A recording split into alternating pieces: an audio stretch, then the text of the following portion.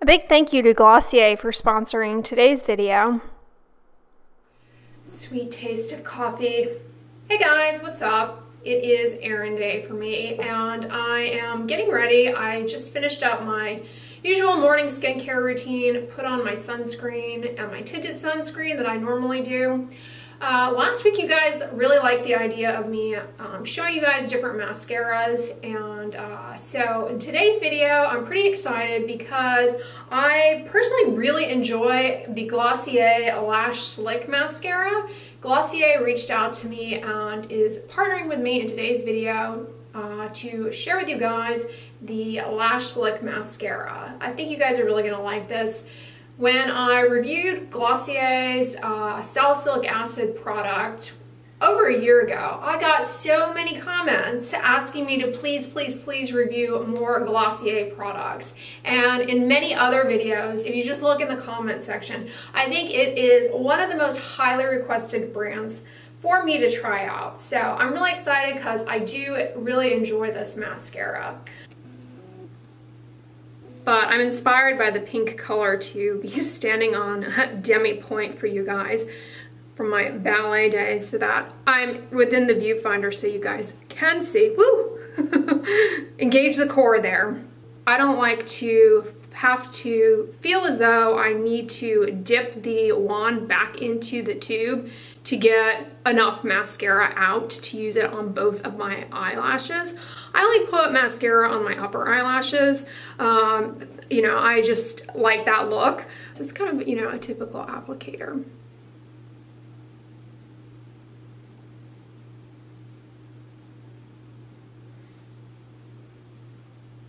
But, you know, on average, the most people there are about 100, upwards of 160 eyelashes on the top eyelid and about 80 on the bottom. And on your top lid, the the lashes are distributed in 5 to 6 rows.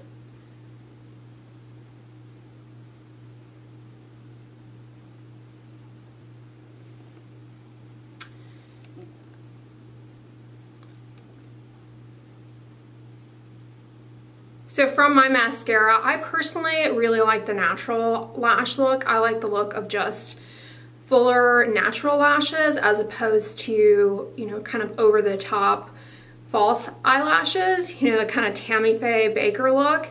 You know, to each his own, but I personally just really like mascaras that enhance my own eyelashes and give a natural look. And what's nice about this is it uses little tiny microfibers to deposit on the lashes to make them look just fuller, but without kind of caking on there. It really goes on the eyelashes very gently and is really nice. So I'm gonna do the other eye, but so you guys can see the difference here.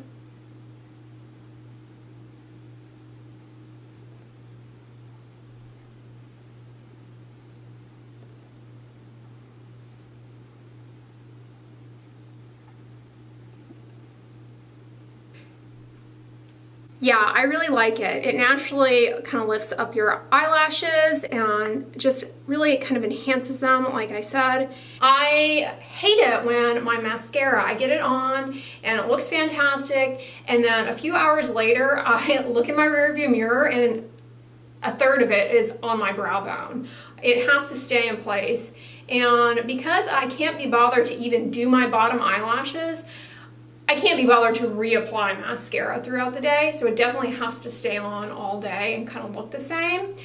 Otherwise I get very frustrated with the mascara. And so this one is really nice. It is water resistant instead of waterproof. So what that means is that it holds up under humidity, which is essential here in Houston. But it's not waterproof. So at the end of the day, it will nicely come off with a cleanser. It's easy to take off with like just a basic makeup remover or cleanser. So I'll show you guys how it comes off towards the end of the day, but it really goes on nicely and stays in place and holds up well. the humidity here in the summertime. I mean, I don't know how women who wear a full face of makeup, how they keep it on all day. That is a real art form because the humidity is so high. I am going to finish getting dressed, and later on today I have to go get my car washed to remove the pollen. The pollen count has been really high lately. I swear this car has been parked here in the middle of the street forever. And it's so annoying because I always forget that he's there or she's there. I shouldn't assume that it's a male. And I'm tootling along in this lane, the right-hand lane, and then I have to get over at the same time everybody else realizes they have to get over for this car that just parks in the middle of the street. And hence the delay there. But it is late afternoon time. I'm headed out to run errands, and the weather, it feels perfect, but it's incredibly hazy, humid. We had a rain dumping last night, and so now it's kind of looks like they've taken a blurred tool to the city. It feels good though. It kind of feels like a nice warm bath. It's kind of gross, but it's not perfect temperature. It's not boiling hot like it's gonna get. You know, it's funny, sometimes I have to cut back on the amount of vlogging that I do outdoors in the summertime here because the camera fogs up.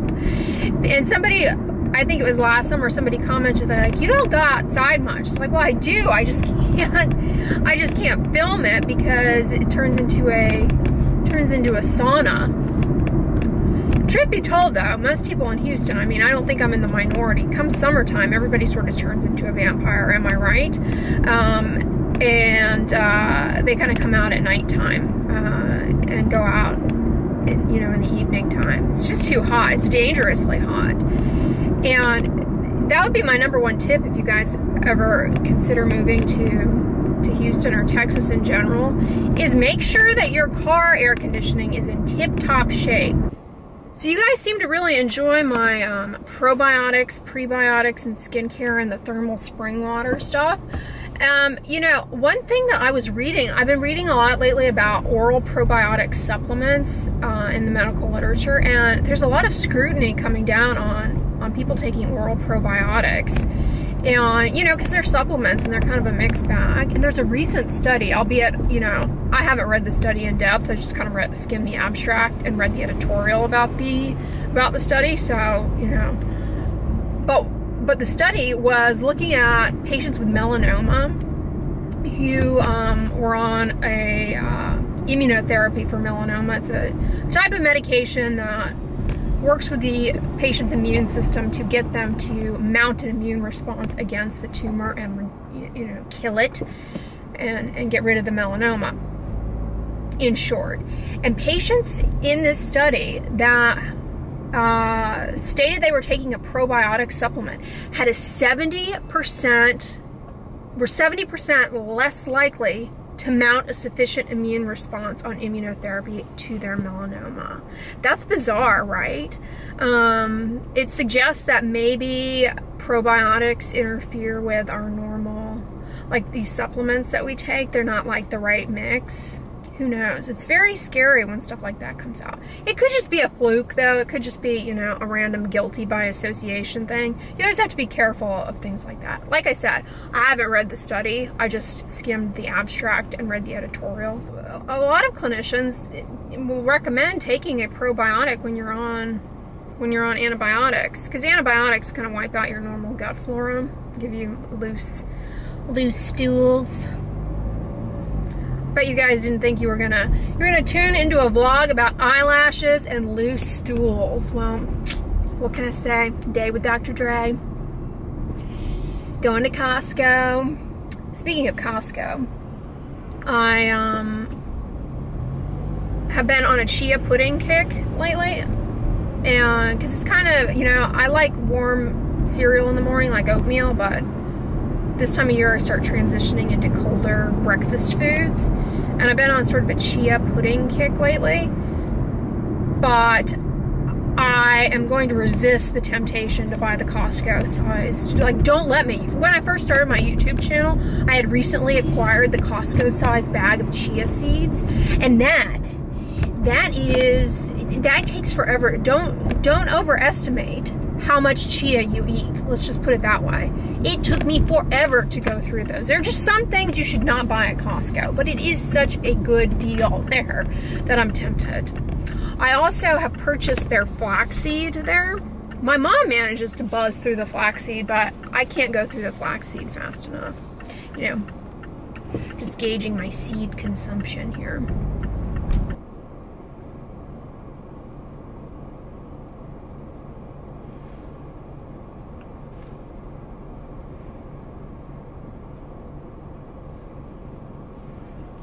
Well, hey guys, what's up? So I just got here to Costco and I'm reapplying my sunscreen, and before I head on in, and speaking of sunscreen, before I forget, I wanted to tell you guys, because I mentioned this last week about, you know, I was saying how sometimes people end up underestimating, overestimating the amount of sunscreen to put on by using that teaspoon methodology.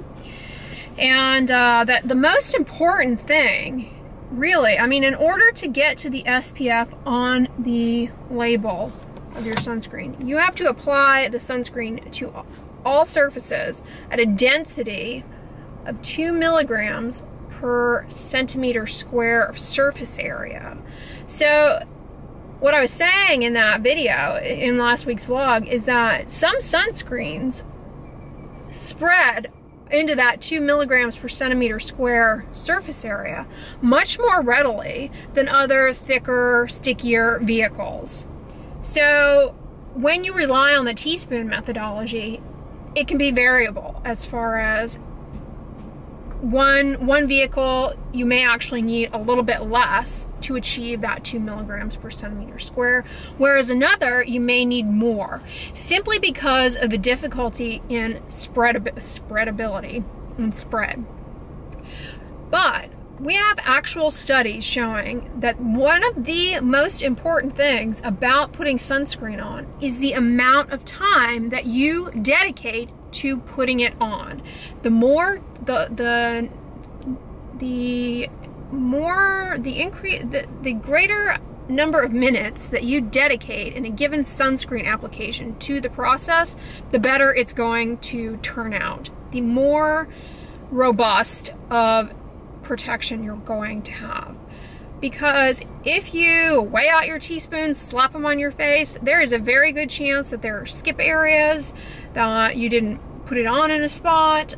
You know, people don't put it around their eyes, they don't put it, you know, out to the sides of the face, upper lip, you know, forehead, sometimes they skip. I was watching Khloe Kardashian put on, I think it's Khloe, one of the Kardashians, put on sunscreen in an ad on Instagram. And she definitely didn't get 2 milligrams per centimeter square. I think she maybe, you know, she definitely undershot, maybe like an eighth of what you're supposed to put on. And of course there was no white cast. And I'm going, I've worn that sunscreen before. I know there's a cast associated with that. She didn't put enough on.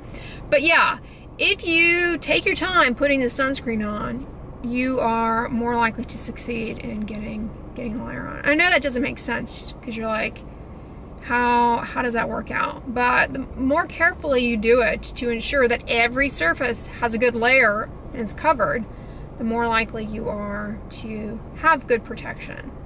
And as I've said, sunscreen alone is not enough. You need your hat and your gloves. Well, hey guys, what's up? I had a great workout in the gym. I went for a nice long run. But anyways, I'm about to jump in the shower, but I wanted to show you guys the Slick Mascara, the Glossier Slick Mascara. It's really held up. When we chatted this morning, it was around 5:30, and it is now 9 o'clock. So that is quite a long time. Here, I'll just come up to the viewfinder so you guys can see.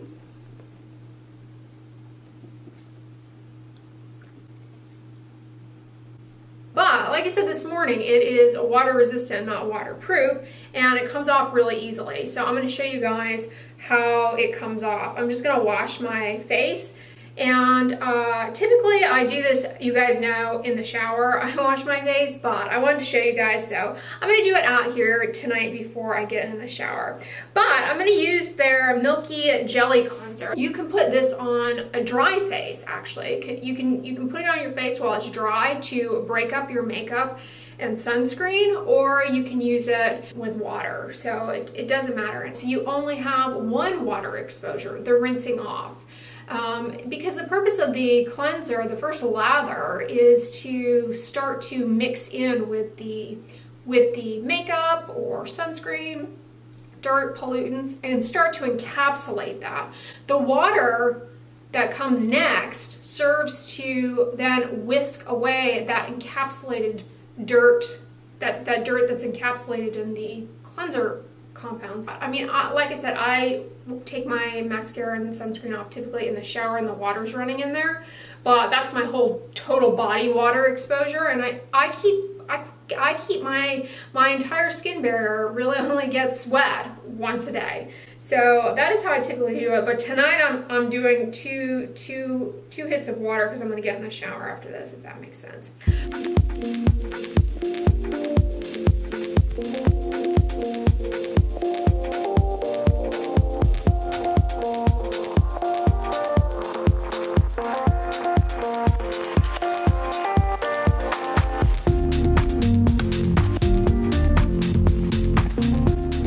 Rub it over the skin so it feels conditioned, and you can see it's already gently breaking off that mascara, coming off with no problem. So I'm going to rinse this off now, so that will be my one water exposure, and I will come back here and you guys will see how well it does coming off. Ta-da! I just put my hair up with this twisty tie thing. So yeah, the mascara comes off really easily, which is exactly what you want. If the mascara is too difficult to remove and is too tenacious with gentle cleansing practices, it's going to require you to use more friction, more abrasion, and that's really harsh on the lash shaft. You know, our eyelashes they're not in the growing phase of the hair cycle as long as the hairs on our head and the hairs on our body. The growing phase of the eyelash hair cycle is only about 2 months. And so, you know, they grow on average about a tenth of a millimeter per day. And they really only ever get to around 12 millimeters at the most. So, you know, you don't want to take 10 steps back by breaking them with harsh cleansing practices, excessive force, trying to get mascara off. So it comes off really, really nicely. I like it. Stays in place all day and gives a nice natural look. Yeah, I really like the way it looks. It gives a nice natural look, you know, Tammy Faye Baker look. Not that that's a bad thing, you know. Some people like the Tammy Faye Baker look. She was ahead of her time, I guess. If you're like, who is she talking about? Just Google Tammy Faye Baker. Yeah, I really like this mascara a lot. If you guys want to check it out, again, I'll put the link in the description box below. But thanks again to Glossier for sponsoring today's video. I hope you all enjoyed it. I hope you guys enjoyed the vlog. If you liked it, give it a thumbs up, share it with your friends, and as always, don't forget, sunscreen and subscribe. I'll talk to you guys tomorrow.